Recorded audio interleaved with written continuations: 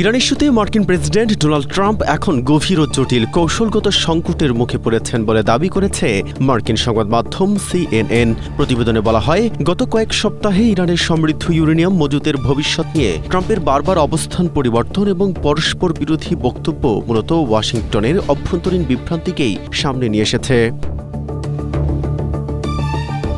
কখনো তিনি বলছেন ইউরেনিয়াম মজুত তেমন গুরুত্বপূর্ণ নয়, আবার পরক্ষণেই বলছেন সেগুলো ধ্বংস বা সরিয়ে নিতে হবে। বিশ্লেষকদের মতে এটি কেবল ট্রাম্পের ব্যক্তিগত আচরণ নয়, বরং 40 দিনের রক্তক্ষয়ী যুদ্ধের পর ইরানের প্রতিরোধ ক্ষমতা ভাঙতে না পারার যে তিক্ত বাস্তবতা, এটি তারই বহিঃপ্রকাশ।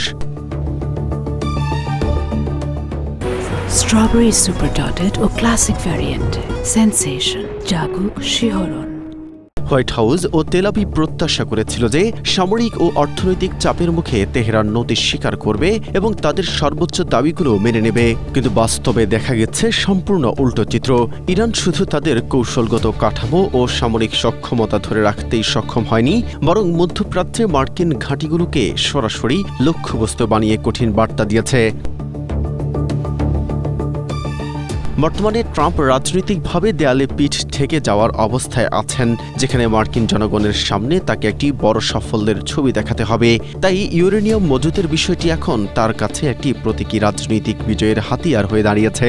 অন্যদিকে চীন ও রাশিয়ার সঙ্গে বৈশ্বিক প্রতিযোগিতা সামাল দেওয়া এবং পশ্চিম এশিয়ায় নতুন করে দীর্ঘস্থায়ী সংকটে জড়ানোর অনাগ্রহ ওয়াশিংটনকে আরও কোণঠাসা করে ফেলেছে।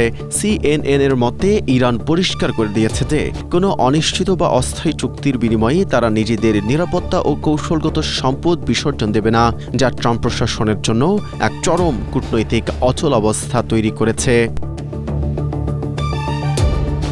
মেহেদী হাসান, এশিয়া পোস্ট।